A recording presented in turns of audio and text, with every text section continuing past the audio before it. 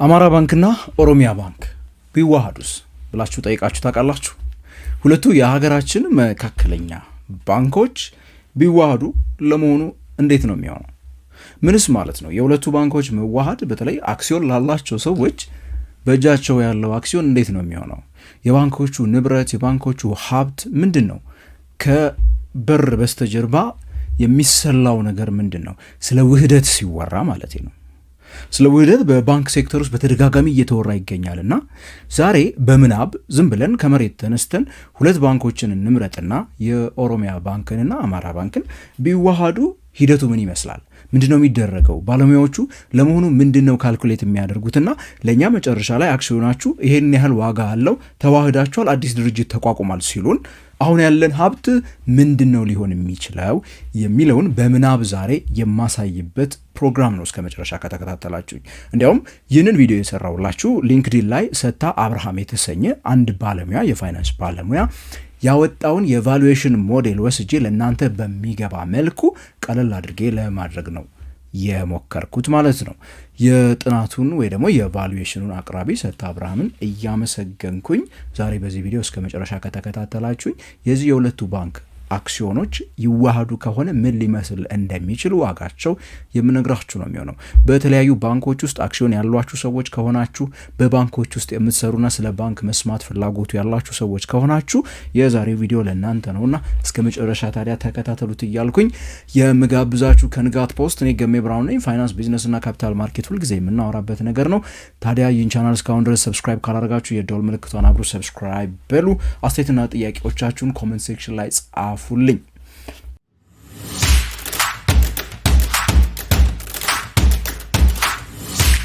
እናም እንግዲህ ሁለት የተለያዩ የንግድ ተቋማት በተመሳሳይ የቢዝነስ ሁኔታ ውስጥ የሚሰሩ ወደ አንድ ይመጣሉ ሲባል በጣም ቀላል ነገር አይደለም።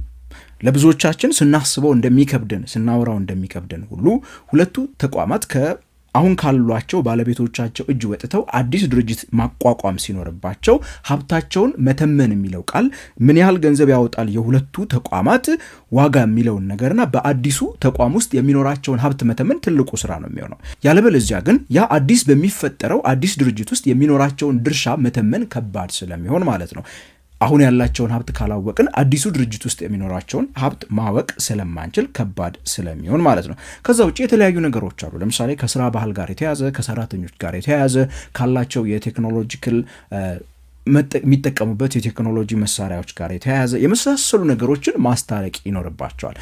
ነገር ግን የክፋት ሁሉ ስር መቼስ ገንዘብ ነው እንደሚል መጽሐፉ ይሄንን ከፈቱት ግን የብሩን ጉዳይ ከፈቱት ሌላው ነገር ብዙም ጊዜ የማያከራከር ይሆናል። ሌላም ዓለም ላይ የተለመደው ስለ ውህደት ምናምን ሲነሳ ሁልጊዜ ቅድሚያና የመጀመሪያው የብሩ ጉዳይ ነው። ከሁሉ ቅድሚያ የሚሰጠው እነዚህ ድርጅቶች በየፊናቸው አማራ ባንክን በየፊናው፣ ኦሮሚያ ባንክን በየፊናው ያለኝ ሀብት ወይ ደግሞ ያለኝ የምሰራው ስራ ምን ያህል ያወጣል የሚለውን ነገር መስማማቱ ላይና ይሄን ያህል ያወጣል የሚለውን ነገር መመልከቱ ላይ ነው የምናተኩረው። ለዚህ ቪዲዮ የተጠቀምኩት ጥናትም ምንድነው የሚያደርገው የሁለቱን ተቋማት ለየብቻ ቫሉዌት ያደርግና ከዛ በኋላ ሁለቱ በሚዋሃዱበት ሰዓት ደግሞ ሊመስሉ የሚችሉትን ዋጋቸውን በማስቀመጥ ነው የሚጀምረው። ስለዚህ እኔም ዛሬ የማደርግላችሁ እንግዲህ የሀብት ወይም የባንኮቹን አክሲዮኖች የሚያወጡትን እውነተኛ ዋጋ የሁለቱንም ማለት ነው እንዴት እንደምናደርግ እንዴት እንደምንሰራ ነው የምነግራችሁ። በዚህ ውስጥ በጣም የተለመዱ ብዙ አይነት ሞዴሎች አሉ፣ ብዙ የምንጠቀምባቸው ቴክኒኮች አሉ። በዚህኛው ዶኪመንት ላይ ግን የዲቪደንድ ዲስካውንት ሞዴል የምትባል አንድ ሞዴልን ነው የተከተለው ይህ ሰታ አብርሃም የተባለ ሰው ማለት ነው። ብዙ ጊዜ ቀላሉም የሆነው ዘዴ ነው የዲቪደንድ ዲስካውንት ሞዴል። ከዚህ ቀደም ካስታወሳችሁ እዚህ ቻናል ላይ የቴክኒካል አናሊሲስ የፈንዳሜንታል አናሊሲስ በካፒታል ማርኬት ውስጥ እንዴት ስራ ላይ እንደሚውል በሰራውላችሁ የካፒታል ማርኬት ኮርስ ላይ በስፋት ስለ ዲዲኤም ያነሳ ስላለ የዲቪደንድ ዲስካውንት ሞዴል ምንድነው የሚለውን ነገር ማየት የምትፈልጉ ከሆነ እታች ሊንኩን ስለማስቀምጥላችሁ ዲስክሪፕሽን ላይ እሱን ገብታችሁ ቪዲዮን በስፋት መመልከት ትችላላችሁ ማለት ነው። በአጭሩ ግን በዲቪደንድ ዲስካውንት ሞዴል ከሰራው ወይ ደግሞ ከሰራ ነው ምን እያላችሁ ነው? ዛሬ እናንተ እጅ ላይ ያለ አክሲዮን አለ። ያን አክሲዮን የሆነ ብር አውጥታችሁ ገዝታችሁታል። ይሄን ያህል ብር ብሸጠው ብላችሁ ደግሞ ደስ ይላችኋል። የዲቪደንድ ዲስካውንት ሞዴል ምንድነው የሚያደርገው? የኦሮሚያ ባንክ ባለ አክሲዮን ሁኑ፣ የአማራ ባንክ ባለ አክሲዮን ሁኑ፣ ከዚህ ቀደም ባለፉት ጥቂት ዓመታት እነዛ ባንኮች ሲከፍሏችሁ የነበረውን ዲቪደንድ ይመለከትና ወደፊት በሚቀጥሉት 5 እና 10 ዓመታት ደግሞ ፕሮጀክት ያደርጋል። እንደዚህ ሊከፍሏችሁ ይችላል፣ በዚህ ፐርሰንት እያደጉ ይመጣሉ የሚለውን ነገር ፕሮጀክት ካረገ በኋላ እጃችሁ ላይ ያለ አክሲዮን በዲቪደንዱ መሰረት እንዲያው እጃችሁ ላይ ያለውን አክሲዮን እንተምነው ብንባል የሚተመነው በሚቀጥሉት ዓመታት ሊያስገባ በሚችለው ገቢ ነው እና እጃችሁ ላይ እናንተ ባለ 1000 ብር ይዘናል ስላላችሁ ብቻ 1000 ብር አይደለም፣ ይልቅስ በሚከፍላችሁ ትርፍ ነው የሚወስነው ብሎ የ5 ዓመቱን ወደ ዛሬ ዲስካውንት ያደርገዋል። ዛሬ ስንት ብር ሊሆን ይችላል በሚቀጥሉት 5 ዓመታት ይሄን ያህል ዲስካውንት ቢከፍላችሁ ይሄን ያህል ዲቪደንድ ቢከፍላችሁ ብሎ ዲስካውንት ያደርገዋል ማለት ነው ወደ ዛሬ። ያንን በመተመን የእናንተ አክሲዮን አሁን ዋጋው ይሄን ያክል ነው ብሎ የሚነግራችሁ ሞዴል ነው። በዚህ መሰረት እንግዲህ አንድ በአንድ እንሂድበት። መጀመሪያ የአማራ ባንክን እንመለከትና ከዛ በኋላ ደግሞ ኦሮሚያ ባንክን እንመለከትና ሲዋሃዱ ምን ሊመስሉ እንደሚችሉ እነግራችኋለሁ ማለት ነው። የአማራ ባንክን ይህን የዲቪደንድ ዲስካውንት ሞዴል ከመስራቱ በፊት እንግዲህ ምን በማድረግ ነው የሚጀምረው ማለት ነው? መጀመሪያ ፕሮጀክሽን መስራት አለበት። ፕሮጀክሽን ለመስራት ደግሞ ስለ ካምፓኒው አንዳንድ ነገሮች እንዲያው ማየት መቻል ይኖርብናል። ለምሳሌ የአማራ ባንክን ከ2022 ጀምሮ እስከ 2024 አኑዋል ሪፖርታቸው ላይ ያለውን የ3ቱን ዓመት ዴታ እንውሰድ፣ የሁለቱንም ባንክ ብለን ብንሄድ ለምሳሌ አማራ ባንክ በእነዚህ በ3 ዓመታት ውስጥ ከ2022 እስከ 2024 ማለት ነው ከወለድ የሚያገኘው ገቢ ኢንትረስት ኢንካም የምንለው ዋነኛ ባንኮች ገቢ የሚያገኙበት ማለት ነው እሱ ኦን አቨሬጅ በ3ቱ ዓመት 181% አካባቢ አድጓል። እርግጥ ነው ያው ይሄ ቁጥር የተጋነነበት ምክንያት አለው። አማራ ባንክ 2022 እና ምናምን አካባቢ ስራ የጀመረበት ዓመታት አካባቢ እንደማለት ስለሆነ ማለት ነው። በጣም ትንሽ ከነበረበት ነው በጣም ያደገውና ገንዘቡ ከፍ ያለው። ለምሳሌ በቁጥር ደረጃ ከኦሮሚያው ጋር ስታወዳድሩት በጣም ላይገናኙ ይችላሉ። ነገር ግን በፐርሰንቴጅ እድገቱ ከፍ ያለ ነው ማለት ነው። ጠቅላላ ገቢው እንዲሁ 143% አቨሬጅ ኩሙሌቲቭ ግሮዝ የምንለውን ማለት ነው በ3ቱ ዓመት ውስጥ አድጓል። ለሰራተኛ ያወጣቸው የተለያዩ ወጪዎች ክፍያዎች 308% እንዳደገ ያሳያል ሪፖርቱ። ትርፍ ከታክስ በኋላ 75% በእነዚህ 3 ዓመት ውስጥ እንዳደገ እንዲሁ የተለያዩ የባንኩ የሪፖርቶች ላይ ያሉት ሪፖርቶች ያሳያሉ። ባለፉት 3 ዓመታት ኢቭን ባላንስ ሺቱን ሄዳችሁ በምትመለከቱበት ሰዓት የባንኩ ጠቅላላ ሀብት በ3 ዓመት 116.3% አድጓል። እዳው ወይ ደግሞ ሊያቢሊቲስ የምንላቸው እንግዲህ እንዲሁ ከፍተኛ እድገት ያሳየበት ዓመት ነበረ። ጠቅላላ እዳው 270% ጨምሯል። እርግጥ እዳ በምንልበት ሰዓት እንግዲህ የሚያደርገው ነገር የሚከፍለው ነገር ስለሆነ ባንኩ ላይ ደንበኞች ሄደው የሚቆጥቡትንም ቁጠባ ስለሚጨምር ማለት ነው። የሼር ካፒታሉ ወይ ደግሞ ሼር ሆልደሮች የሚያወጡት ካምፓኒው ላይ ኢንቨስት የሚያደርጉት 16.5% አካባቢ ጨምሯል። ጠቅላላ ካፒታል ወይ ደግሞ ጠቅላላ ኢኩዊቲ ካፒታል የምንለው ደግሞ 19% ያደገበት ሁኔታ ነበረ። ይሄ ግርድፍ ከላይ ያስቀመጥኳቸው ቁጥሮች ለምንድን ነው የሚጠቅሙን? ድርጅቱ ምን ይመስላል፣ ምን አይነት ባህሪ አለው፣ ባለፉት 3 ዓመታት ምን አይነት ፐርፎርማንሶች አሉት፣ ፐርሰንቴጅ እድገቱ ምጣኔው ምን ያህል እድገት እያመጣ ነው የሚለውን ነገር እንድትረዱ ነው። ምን እያሰብን ያለ ነው የሚቀጥሉትን 5 ዓመታት ከ2025 ጀምሮ እስከ 2030 አማራ ባንክ ምን ሊመስል ይችላል፣ መጨረሻ ላይ የምንፈልጋት በተለይ ዲቪደንዷ ምን ያህል ያመጣል የምትለዋን ነገር ማወቅ ስለሆነ ማለት ነው። ይህን ካየን በኋላ ለመሆኑ ግን ገበያውስ ምን ይመስላል የሚለው ነገር ደግሞ መመልከት ይኖርብናል። ማለት የሀገሪቷ ኢኮኖሚ እድገት ምን ይመስላል በሚቀጥሉት 5 ዓመታት፣ አይኤምኤፍ ምን ይላል፣ ዓለም ባንክ ምን ይላል፣ የአፍሪካ ልማት ባንክ ምን ይላል፣ የብሔራዊ ባንካችን ምን ይላል፣ የኢትዮጵያ መንግስት ምን ይላል የሚሉትን ነገሮች ቁጥሮቹን እንወስዳለን። ለምሳሌ ኢንፍሌሽን፣ ጂዲፒ እነዚህን የመሳሰሉትን የሀገሪቷ ኢኮኖሚ በ6% ያድጋል፣ ዋጋ ግሽበት በ20% ያድጋል፣ የብር ምንዛሬ በዚህ ፐርሰንት ይወድቃል፣ ወር ደግሞ $1 150 ብር ይገባል። እንደዚህ የሚሉ ነገሮችን ካየን በኋላና ባንኩ ከላይ ያየነውን ባህሪ አይተን ኦኬ ብለን ምን ማለት ነው ፕሮጀክት ማድረግ እንጀምራለን። የአማራ ባንክ ቁጠባው በዚህ ፐርሰንት ላይ ያድግ ይችላል ኦቨር ዘ ኔክስት 5 years። የአማራ ባንክ ቁጠባው በሚቀጥሉት 5 ዓመታት በዚህ ፐርሰንት ላይ ያድግ ይችላል፣ ገቢው በዚህ ፐርሰንት ላይ ያድግ ይችላል፣ ትርፉ በዚህ ፐርሰንት ላይ ያድግ ይችላል፣ ዲቪደንዱም በዚህ ፐርሰንት ላይ ያድግ ይችላል ብለን እንገምትለታለን ማለት ነው። እነዚህን የተለያዩ ግምታዎች ከወሰድን በኋላና ካልኩሌሽኑን ከሰራን በኋላ ቅድም የጠቀስኩላችሁ ዶኪመንት እንግዲህ ምንድነው የሚያደርገው? ለምሳሌ በሚቀጥሉት 5 ዓመታት ብድር በ14% በአማካይ በ5ቱም ዓመት አጠቃላይ ማለት ነው ኩሙሌቲቭ አቨሬጅ ግሮዝ ሬት የምትባሏን ሊያድግ ይችላል ይላል። ወለድ የሚያገኙት ገቢ በ13%፣ ወጪ በ13% ይጨምራል ይላል። ትርፍ ከታክስ በኋላ 18% ይጨምራል ይልና የዲቪደንድ ፔይአውት ሬሽዮ የምትባለዋ ደግሞ ከሚያተርፉት ትርፍ ላይ ከኔት ፕሮፊታቸው ላይ የሚከፍሉት ዲቪደንድ እንዲሁ በ18% ይጨምራል ብሎ ምንድነው የሚያደርገው 2025 ላይ 231 ብር አካባቢ ቢከፍል፣ ይሄ እንግዲህ ላይሆን ይችላል ቁጥሩን በነገራችን ላይ 2030 ላይ ደግሞ አማራ ባንክ የሚከፍለው ዲቪደንድ 562 ብር ቢሆን እነዚህ ቁጥሮች ላይ እንመሰረትና እንግዲህ ነው ምን የምንሰራው ማለት ነው የዲቪደንድ ዲስካውንት ሞዴሉን የምንሰራው ማለት ነው። ሶ እቺን ይዘን የዛሬ 5 ዓመት ያቺ ባለ 1000 ብር አክሲዮን ገዝታችሁ የአማራ ባንክን እጃችሁ ላይ ያላችሁ ሰዎች 562 ብር ዲቪደንድ ይከፍላል ስትሉ የዲቪደንድ ዲስካውንት ሞዴሉን በሚሰራበት ሰዓት ማለት ነው እጃችሁ ላይ ያለውን የአማራ ባንክን አንድ አክሲዮን ቅድም የነገርኳችሁ ዶክመንት ላይ ካልኩሌሽኑን ሰርቶ ከጨረሰው በኋላ 176 ብር ከ30 ሳንቲም ያደርሰዋል ማለት ነው። ሶ በእጃችሁ ያለው አክሲዮን ምን ሆነ ማለት ነው የአማራ ባንክ ቅድም ባነሳውት 176 ብር ከ30 ነው የሚያወጣው ማለት ነው ይላል ማለት ነው።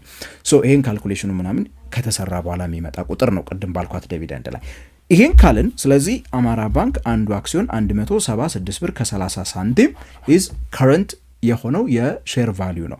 ከዛ የኦሮሚያ ባንክን ለብቻ ወደ መመልከት እንገባለን ማለት ነው። ደግሞ ተመልካቾቼ ታዲያ ይህን ቻናል እስካሁን ድረስ ሰብስክራይብ ካላደረጋችሁ ባካችሁ የደውል ምልክቷን አብሩ ሰብስክራይብ በሉ። ከኢትዮጵያ ውጭ ካላችሁ ደግሞ ጆይን በሉ በማለት ላስታውሳችሁ ፈልጋለሁ። አሁንም እንግዲህ የምንመለከተው የኦሮሚያ ባንክንም ታሪካዊ ዳራዎች መመልከት መቻል አለብን። እርግጥ ነው በተመሳሳይ ሰዓት ማወዳደር ስለሚኖርብን ኦሮሚያ ባንክ በምስረታ ከአማራ ባንክ ቀደም ብሎ የቆየ ባንክ ቢሆንም ምን እናደርጋለን ከ2022 እስከ 2024 ያለውን ዴታ ብቻ እንውሰድና እንመልከት። ሶ በዚህ መሰረት የተለያዩ የባንኩን አኑዋል ሪፖርቶች በምትመለከቱበት ሰዓት የምታገኙት ለምሳሌ ኢንካም ስቴትመንቱን ሄዳችሁ በምትመለከቱበት ሰዓት ከወለድ የሚያገኘው ገቢ የኦሮሚያ ባንክ ኩሙሌቲቭ አቨሬጅ ግሮዝ ሬት በምንለው የሶስቱ ዓመት አጠቃላይ እድገቱን በምትደምሩበት ሰዓትና አማካዩን ስታወጡለት 32.3 በመቶ አድጎ ነበር ይላል። ጠቅላላ ገቢው በ25 በመቶ አድጓል። የሰራተኛ ወጪው 43 በመቶ አድጓል። ከአፍተር ታክስ ትርፉ 16.3 በመቶ ቀንሷል ይላል። ኦሮሚያ ባንክ እንግዲህ ባለፈው ዓመት ካስታወሳችሁ በተለይ በዘንድሮ ዓመት 2025 ላይ እንዳገገመ እናውቃለን። ነገር ግን 2023 22 23 23 24 በጣም ችግር ውስጥ የነበረበት ዓመት እንደነበረ የምታስታውሱት ነገር ነው። በተለይ 22 23 በጣም ችግር ውስጥ ስለነበረ የዛ ቁጥር ማሳያ ሊሆን ይችላል። እነዚህ ነገሮች አሁንም ቅድም ባልኳችሁ መሰረት ከአማራ ባንክ ጋር በቁጥር ስታወዳድሩት የማይገናኙ ሊሆኑ ይችላሉ። ለምሳሌ ኢንተረስት ኢንካም 32 በመቶ ይሁን እንጂ እድገቱ ያኛው በ100% ነው ያደገው። ቁጥሮቹን ሄዳችሁ ስትመለከቷቸው በፍጹም አይገናኙ። የኦሮሚያው በቢሊየን ብሮች ነው፣ እዛኛው በ100 ሚሊዮኖች ሊሆን ይችላል የምታገኙት። እንዲሁ ባላንስ ሺቱን ሄዳችሁ ስትመለከቱ ጠቅላላ ሀብቱ 14 በመቶ አድጓል። የኦሮሚያ ባንክ ሊያቢሊቲስ የምንላቸው እዳዎቹ በ13.8 በመቶ አድገዋል።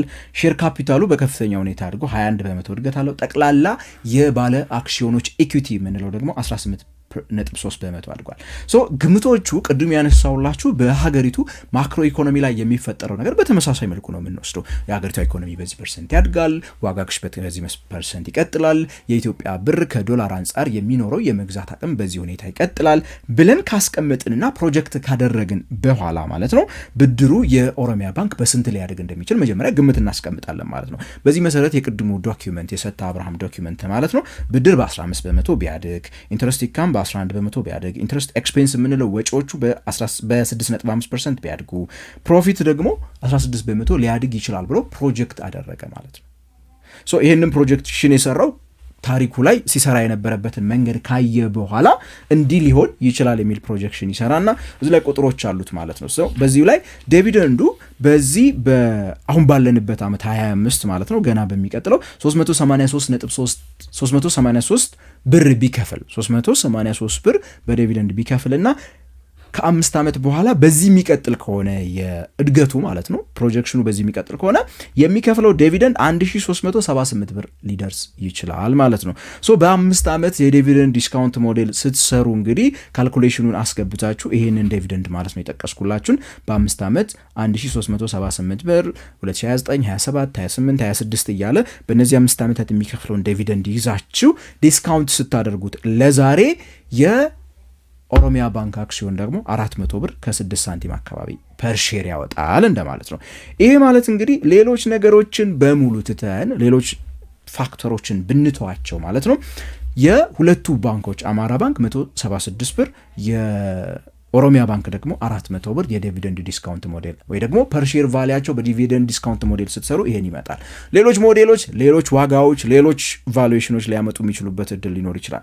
ነገር ግን ዲቪደንድ ላይ የምናተኩር ከሆነ ዲዲኤም ስትሰሩ ግን ይሄን ይመስላል ማለት ነው። ስለዚህ የኦሮሚያ ባንክ ሼር እንደምትመለከቱት ከአማራ ባንክ ሼር ጋራ እኩል አይደለም ማለት ነው። አንዱ የኦሮሚያ ባንክ ሼር የአንዱ ኦሮሚያ ባንክ ሼር አንዱ የኦሮሚያ ባንክ ሼር ከአንድ አማራ ባንክ ሼር ጋር እኩል እንዳልሆነ ነው የሚያሳየን። ይልቅስ አንድ የአማራ ባንክ ሼር 0.44 የኦሮሚያ ባንክ ሼር ጋር የኦሮሚያ ባንክ ሼር ኦልሞስት እጥፍ ይሆናል ማለት ነው የአማራ ባንክ ሼርን ማለት ነው። ስለዚህ የኦሮሚያ ባንክ ሰው የሚያገኘው ሼር አንድ ሼር ሲያገኝ የዛ ግማሽ ነው በአዲሱ ድርጅት ውስጥ ሊያገኝ የሚሄደው የሚለውን ነገር ከዚሁ ሊሰጣችሁ ይችላል ማለት ነው። ስለዚህ አዲስ በሚቋቋመው ድርጅት ውስጥ በዚህ በዲቪደንድ ዲስካውንት ሞዴል የምንሰራ ከሆነ የኦሮሚያ ባንክ ሼር ሆልደሮች ምን ይሆናሉ ማለት ነው? ይሄኛው እጃቸው ላይ ያለው ሼር እንዳለ ተጨፍልቆ አዲስ በሚወጣበት ሰዓት አዲስ በሚመሰርተው ድርጅት ውስጥ የሁለቱም ሀብት አንድ ላይ ተደርጎ 69% የነሱ ይሆናል፣ 31% የአማራ ባንክ ሼር ሆልደሮች እጅ ይገባል ማለት ነው። በምን በዲቪደንድ ዲስካውንት ሞዴል ከሰራ ነው ማለት ነው። ስለዚህ